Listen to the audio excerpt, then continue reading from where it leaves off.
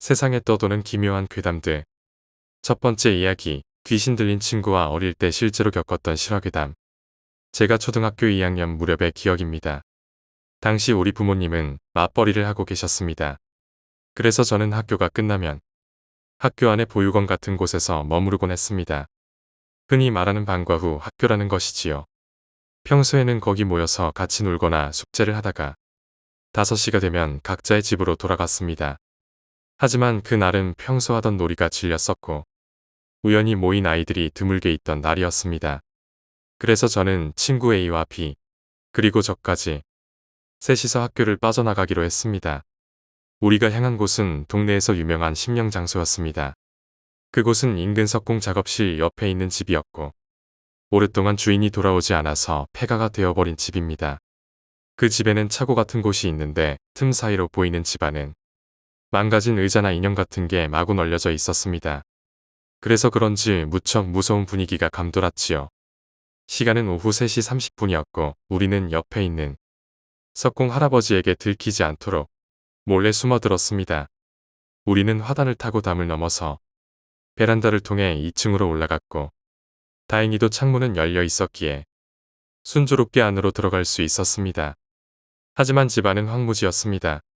그 모습을 보자 A는 겁에 질려서 돌아가자. 선생님한테 혼날 거야. 라고 말합니다.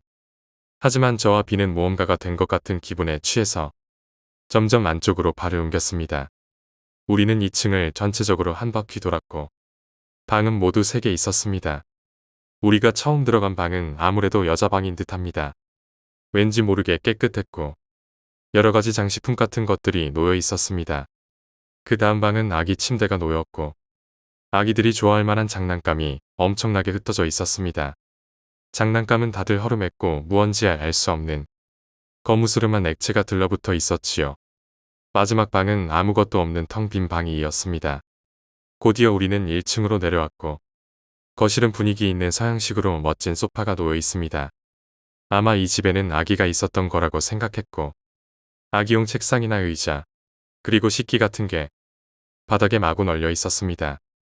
저와 B는 신나서 여기저기 뒤지고 다니고 있었지만 A는 B의 뒤에 달라붙어 덜덜 떨고 있을 뿐입니다. 서재, 화장실, 부엌, 여기저기를 둘러봤지만 딱히 이상한 곳은 눈에 띄지 않았습니다. 그럼 슬슬 학교로 돌아가야 할 시간이니까 마지막으로 목욕탕만 보고 현관으로 나가자. 다음에 또 놀러오면 되지. 그리하여 우리는 목욕탕을 보러 갔습니다. 욕조 앞 탈의실에 이르자 B는 혹시 모르니까 현관문을 열어놓고 오자 라고 말했고 현관은 바로 근처였기에 우리는 문을 열어놓기로 합니다. 바깥은 이미 어두워지기 시작할 무렵이었고 시계가 없었기에 우리는 시간이 가는 줄도 모르고 있었죠. 목욕탕에 들어서자 무언가가 썩은 것 같은 지독한 냄새가 풍겼습니다. 과일이나 야채 같은 게 아니라 무슨 동물 사체가 썩은 것 같은 냄새였습니다. 토할 것 같이 심한 냄새였지만 나와 B는 어째서인지 더 무서운 일이 일어나도 된다는 생각을 하고 있었던 것 같습니다. 아마도 학교에서 영웅 대접을 받고 싶은 마음에서였을 겁니다. 최악의 경우에는 이 중 누군가 죽어버려도 괜찮다고 생각하고 있었으니까요. A는 너무 무섭고 냄새도 난다면서 목욕탕에 들어오지 않았습니다. 고작 한 걸음 차이인데 목욕탕 밖에 있는 A는 목욕탕에서 나오니까 아무 냄새가 안 난다고 말했지요. 욕조에는 뚜껑이 덮여 있었고 원래는 흰색 플라스틱 뚜껑이었을 테지만 이미 검은색으로 변색되었다고 할까요. 2층에서 봤던 검은 액체 같은 게 묻어 있었습니다. 나는 B와 힘을 합쳐 뚜껑을 열어보려고 애를 썼지만 너무도 무거워서 뚜껑이 들리지 않았습니다. 뚜껑은 2개가 있었지만 양쪽 모두 열릴 기미가 보이질 않습니다. 손가락을 뚜껑과 욕조 사이에 밀어 넣으려고 하는 순간 내 손톱 사이로 무언가가 비집고 들어옵니다. 기분 나쁜 나머지 손을 빼보니 가늘고 짧은 머리카락이 중지 손톱 밑에 꽂혀 있었습니다. 그걸 보자마자 나와 B는 무서워져서 도망치기로 했고 하지만 겁에 질린 모습을 보이는 건 부끄럽다는 생각에 우리는 애써 태어난 척합니다. 이제 슬슬 질려가네. 하나도 안 무서우니까 돌아가자. 라고 말하며 돌아가려 했지만 하지만 분명 열려 있었던 목욕탕 문이 닫혀 있었기에 우리는 A의 장난일 거라 생각해서 문을 향해 소리쳤습니다. 이런 장난은 그만둬 너 선생님한테 이른다. 이런 식으로 소리를 질렀지만 하지만 A의 목소리는 들리지 않았고 인기척조차 느껴지지 않았지요. 목욕탕은 흐린 유리로 되어 있어서 사람이 밖에 있으면 실루엣이 보여 바로 알 수 있습니다. 하지만 문 밖에는 그 누구의 모습도 보이질 않았습니다. 시간이 차차 지나면서 우리는 점점 진심으로 두려워지기 시작합니다. 결국 우리는 엉엉 울며 문을 두드리며 A에게 도와달라고 소리쳤지만 아무리 소리를 질러도 오지 않습니다. 결국 힘이 빠진 우리는 여기 있다 보면 누가 와서 도와줄 것이라는 희망을 품고 구조를 기다리기로 합니다. 바닥에 주저앉아 욕조에 등을 기댄 채로 문을 바라보며 기다렸고 10분 정도 지났을까요? B가 울기 시작합니다. 이제 우린 틀렸다느니, 죽을 거라느니, A도 벌써 죽어버린 게 틀림없다느니 부정적인 말들을 마구 늘어놓았고 그 순간 갑자기 등 뒤에 욕조에서 소리가 났습니다. 등 뒤로 식은땀이 흐르기 시작했지만 너무 무서워서 뒤를 돌아볼 수조차 없었습니다. 쓱, 쓱, 다시 소리가 납니다. 이것은 젖은 천을 비비는 것 같은 소리였고 큰맘 먹고 뒤를 돌아보자 분명 닫혀있던 뚜껑 중 한쪽이 열려 있습니다. 우리는 겁에 질려서 다시 문을 두드리며 소리쳤지만 여전히 아무 응답도 없었습니다. 소리는 계속 들려옵니다. 뚜껑이 열려있는 탓에 소리는 너무나도 선명했습니다. B는 고개를 숙인 채로 중얼중얼 무언가를 말하고 있었습니다. 알아들을 수는 없었지만 B의 목소리는 아니었습니다. B는 여자아이 같은 목소리로 말하고 있었지만 낮고 흐린 목소리라 알아들을 수가 없습니다. 무언가가 나올 것만 같았기 때문에 나는 문에 등을 기댄 채로 욕조를 바라보고 있었습니다. 이런 곳에 온 걸 진심으로 후회가 들었고 그 와중에도 소리는 계속 들려옵니다. 욕조를 바라보고 어느 정도 시간이 흘렀는지는 모르겠습니다. 한순간 갑자기 아기 손 같은 게 열린 뚜껑 틈새로 보이는 것을 알아차립니다. 저는 그것을 보고 무심코 토해버리고 말았지만 B는 아직도 무언가를 중얼거리고 있었습니다. 저는 B의 어깨를 붙잡고 흔들었지만 B의 눈에는 초점이 없고 입에서는 침이 흐르고 있었지요. 갑자기 문 너머에서 인기척이 나는 게 느껴졌습니다. 욕조에서는 지금까지 들려오던 것과는 다르게 신음소리 같은 게 들려오기 시작합니다. 누가 우리를 도우러 와준 것이라 생각한 나는 기뻐서 문 쪽을 바라봤습니다. 그곳에는 흐릿한 유리에 얼굴과 손을 꽉 붙인 여자의 실루엣이 떠올라 있습니다. 앞머리를 5대5 가르마로 나눈 단발머리의 여자가 입을 크게 벌리고 우리를 보고 있었습니다. 얼굴을 유리에 꽉 붙이고 있었기에 표정까지 확실히 눈에 들어옵니다. 곧이어 여자의 입이 움직이기 시작했고 무언가를 말하는 듯 했습니다. 말을 하고 있다는 건 알겠는데 내용은 도저히 알 수가 없었습니다. 그리고 어째서인지 눈을 돌릴 수가 없습니다. 여자는 양손을 천천히 무겁게 들어올리더니 엄청난 힘으로 문을 쾅 하고 내리쳤습니다. 그리고 그와 동시에 저는 정신을 잃고 맙니다. 눈을 떴을 땐 우리 집이었고 아무도 없는 방에서 저 혼자 있었습니다. 갑자기 무서워져서 방에서 나오니까 거실에는 어머니가 계십니다. 어머니는 울면서 나를 꼭 껴안고서 그간 있었던 일을 말해주셨습니다. 제 기억에는 그 집에 한두 시간 정도 있었다고 느꼈는데 실제로는 이틀 가까이 있었다는 것입니다. A는 우리를 두고 먼저 집으로 돌아갔지만 다음 날에 저와 B가 학교에 나오질 않았다는 겁니다. 그날은 무서워서 선생님에게 말도 못 꺼냈지만 집에 돌아간 후 A는 자기 부모님에게 우리 이야기를 했다고 합니다. 그리고 경찰이 출동했을 무렵엔 저는 목욕탕 안에서 기절한 채였다고 합니다. 어머니의 말에 따르면 내 왼쪽 장단지에는 무척 작은 이빨 자국이 남아 있었다고 하네요. 저는 어머니에게 울면서 B는 어떻게 되었는지 물었고 그러자 어머니는 B는 지금 병원에 있다며 만나고 싶냐고 물었고 나는 만나고 싶다고 대답했습니다. 그럼 내일 만나러 가자. 하지만 B군을 봐도 울면 안 돼. 알았지? 약속하는 거다. 라고 어머니는 말씀하십니다. 다음 날 어머니와 약속한 저는 병원에서 B를 만났지만 B는 목욕탕에서의 그 모습으로 침대에 앉아서 이상한 말을 중얼거리고 있을 뿐입니다. 그 이후로 저는 무서워서 B를 만나러 가지 않았습니다. A와는 아직 연락이 닿고 있지만 B에 관한 이야기는 서로가 꺼리고 있습니다.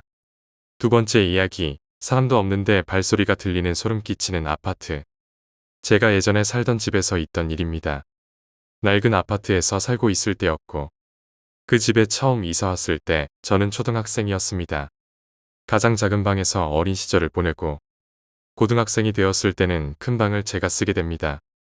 저는 큰 방으로 옮기게 된다는 것이 너무나 기뻤고 큰 책꽂이를 사주시겠다는 아버지의 말씀이 있었지요. 그리고 전에는 내 방이 작아서 방 안에 두지 못했던 피아노를 방 안에 둘 수 있게 되어서 제 기분은 날아갈 듯 했습니다. 저는 새 방으로 물건들을 옮기기 시작했고 책상을 옮기던 도중에 이상한 것이 눈에 들어왔습니다. 방 한켠의 장판이 발자국 모양으로 움푹 파여 있습니다. 뭔가 꺼림칙한 느낌이 들기는 했지만 그냥 별거 아니라는 생각으로 넘어갑니다. 그런데 방을 바꾼 이후로는 이상한 일들이 일어나기 시작했습니다. 저는 그 당시 틈틈이 잠을 자는 것이 습관이었습니다. 하루에 걸쳐 한두 시간씩 여러 번 잠을 잤지요. 아무리 길어도 한 번에 3시간 이상은 잠을 자지 않았고 그 탓에 밤에는 잠이 없어 항상 깨어 있곤 했습니다. 당시 제가 잠이 들던 시간은 11시에서 1시 사이였습니다. 아마 그때까지 깨어있는 일이 있으셨던 분들은 아시겠지만 그 시간 정도 되면 주변은 조용해집니다. 시내의 번화가는 모르겠지만 주택가나 인적이 드문 곳에 있는 아파트에서는 밖에서 걸어 다니는 사람들의 발소리마저 들립니다. 귀가 밝은 사람이라면 발소리가 남자의 것인지 여자의 것인지도 알 수 있을 정도입니다. 그 일이 일어난 것은 제가 방을 옮기고 일주일 정도 지났을 때였습니다. 저는 시험 공부를 하느라 평소 자던 시간임에도 불구하고 계속 깨어 공부를 하고 있었습니다. 그런데 갑자기 밖에서 누군가가 서성이는 소리가 들렸고 가족들은 이미 잘 시간이었지만 중간에 깨서 화장실이라도 가나보다 싶어서 그러려니 하고 계속 공부를 합니다. 그런데 무언가 이상합니다. 발소리가 끊임없이 들려오는 것입니다. 마치 제 방 앞에서 제자리 걸음을 하는 것처럼 발소리가 들렸습니다. 발소리라는 것은 사람이 걸러감에 따라 소리가 변하기 마련이지만 그 발소리는 변함이 없었습니다. 그 사실을 깨달은 순간에 온몸에 소름이 쫙 끼쳐서 방문을 벌컥 열었지만 밖에는 아무도 없습니다. 그리고 그날 이후로 새벽 1시부터 3시 사이만 되면 어김없이 방 밖에서 발자국 소리가 들렸습니다. 맨발로 장판 위를 걷는 그 특유의 소리가 한참 동안이나 방 밖에서 울려 퍼졌지만 여전히 문을 열어도 아무도 없었지요. 부모님께 이야기도 해봤지만 꿈이나 스트레스로 치부하시며 제 말을 듣지 않으셨습니다. 결국 저는 그 소리를 듣지 않기 위해 잠을 일찍 자기 시작합니다. 그리고 몇 개월 후에 또 다른 사건이 일어나게 됩니다. 여느 때처럼 단잠을 청하고 있었는데 갑자기 누군가가 저에게 말을 거는 것 같은 느낌이 들었습니다. 한참 자고 있던 저는 기겁하면서 벌떡 일어났고 밖에 가족이 들어와서 제게 말을 걸 확률은 없습니다.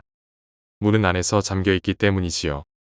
그리고 다시 누워서 잠에 들려는 순간에 벽을 바라보고 누워있는 제 귀에 누군가의 숨결이 느껴집니다.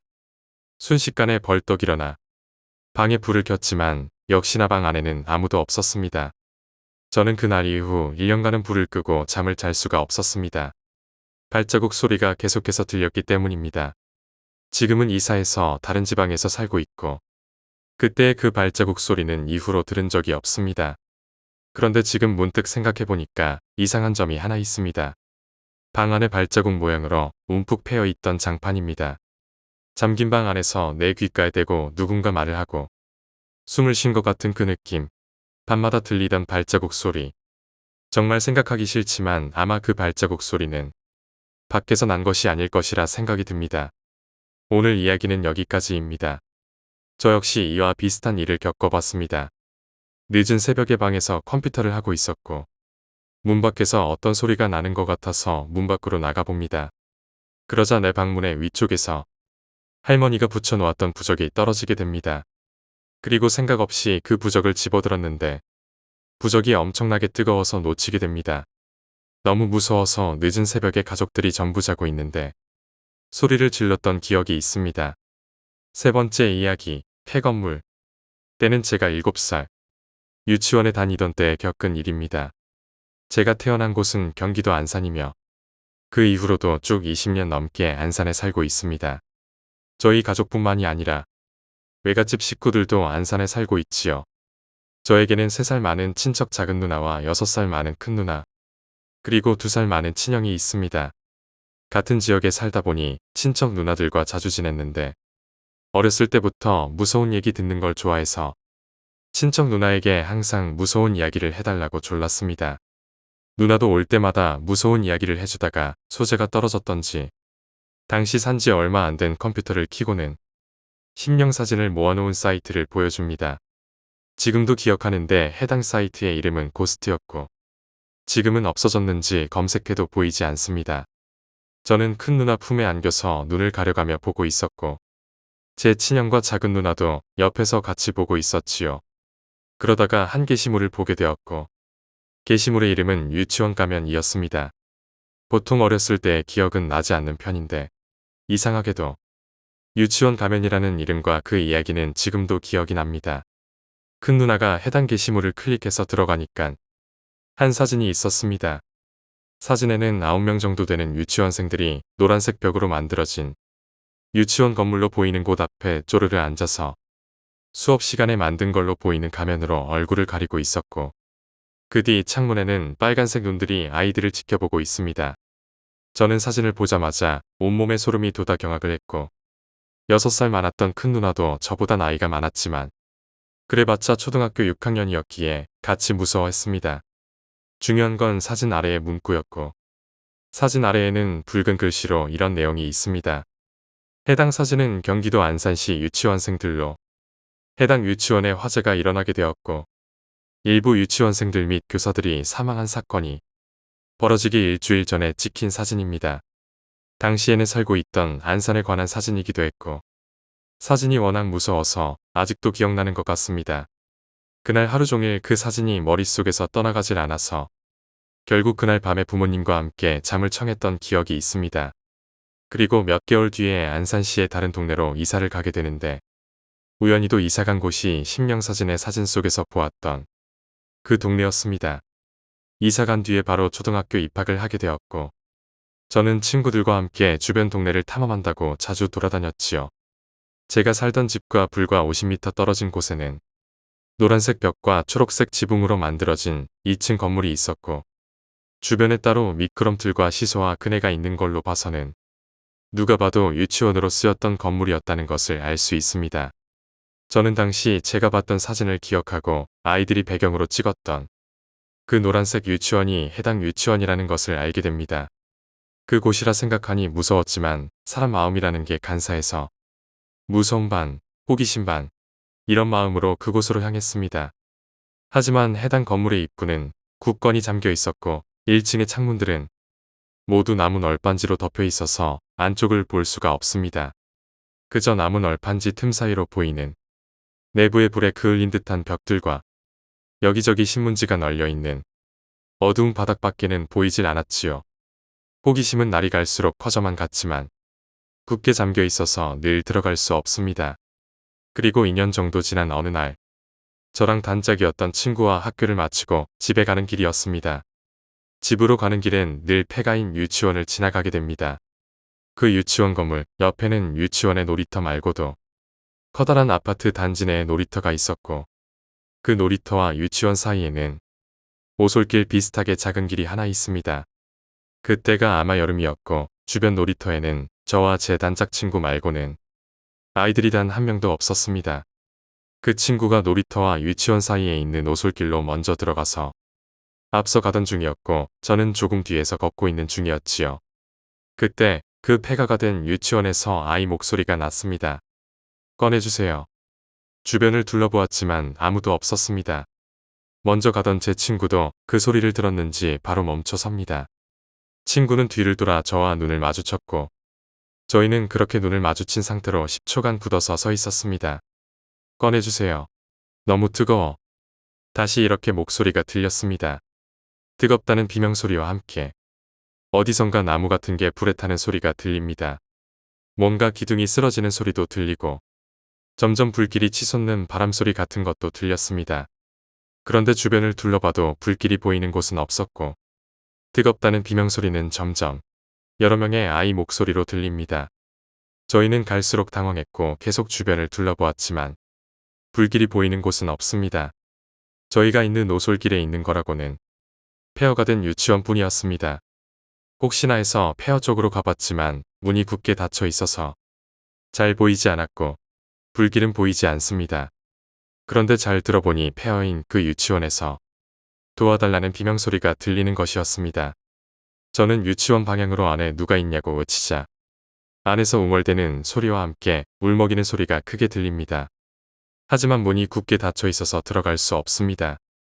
저희도 점점 무서워졌고 어른들에게 도움을 요청하러 아파트를 향해 달렸습니다. 그런데 이상한 일이었습니다. 오솔길을 빠져나오자마자 비명소리가 사라지고 만 것이었지요. 뭔가 불타는 소리도 들리지 않게 되었고 갑자기 그곳에 아무 일도 없었다는 것처럼 정적이 흐릅니다. 그때 저는 그 비명소리를 냈던 아이들이 정신을 잃은 줄 알고 완전히 패닉 상태가 되어서 집으로 달렸습니다. 집에 계셨던 엄마에게 자세한 설명을 할 겨를도 없이 다짜고짜 엄마 손을 잡고서 그 오솔길로 같이 달려갔습니다.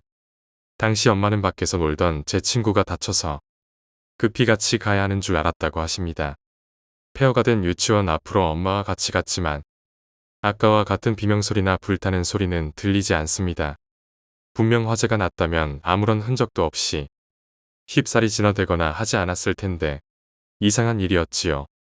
엄마는 어디서 이상한 소리를 듣고 와서 호들갑이냐고 혼내셨지만 내심 마음에 걸렸기에 아파트 다른 주민들한테 불이 난 곳이 없냐고 물어보신 모양입니다. 그날 아파트나 그 주변에 불이 난 곳은 없었고 아마도 환청을 들었던 것이 아닐까 합니다. 그 후로는 그 길로 다니지 않아서 비명소리를 들은 적이 없지만 가끔씩 그 비명소리가 생각날 때가 있습니다. 제가 들은 게 혹시라도 정말 누군가가 도움을 요청하는 목소리가 아니었나 싶기도 해서 마음이 무거워지기도 하지요. 또한 환청이었다면 아마도 그 유치원에서 화재로 안타깝게 목숨을 잃었던 아이들의 영혼이 그곳에 아직도 남아있다는 겁니다.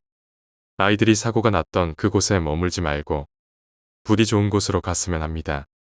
네 번째 이야기, 나에게 귀접을 하려고 했던 처녀 귀신. 오래전의 일입니다.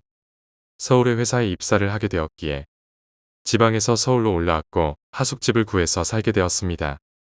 신촌역과 이대역 사이에 있는 모텔촌 뒤에 위치한 낡은 2층 주택이었고 대문을 열고 마당을 지난 후에 현관문으로 들어가서 나무 계단을 이용하여 2층으로 올라갈 수 있었지요. 주인 집에서 2층 베란다 쪽에 판넬과 샤시로 만든 쪽방이 있었는데 2층에서 다시 신을 신고 베란다 쪽으로 나와서 왼쪽으로 돌아서면 입구가 있는 구조입니다.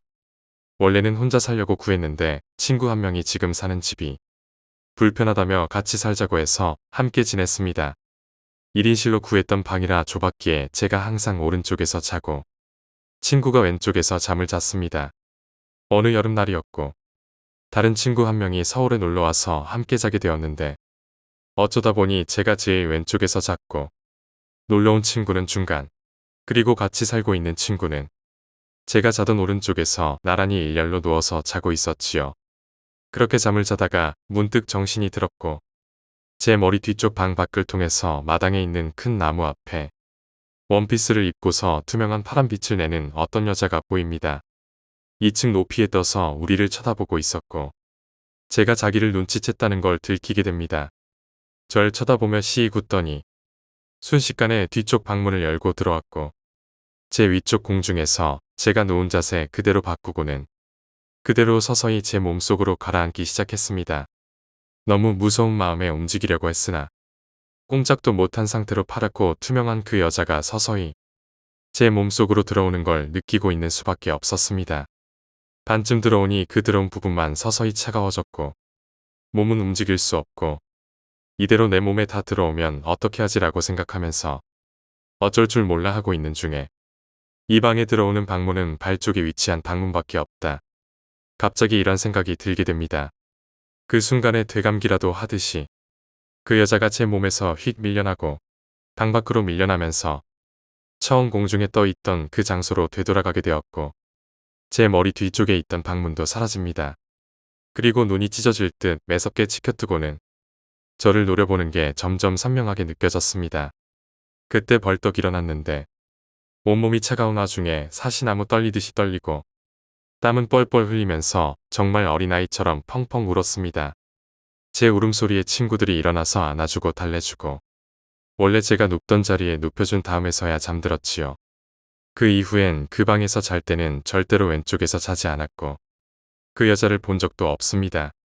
친구한테 이 경험을 얘기했더니 3명이 나란히 누워서 자면 1명이 그런 경험을 하게 된다는 옛말이 있다고 합니다.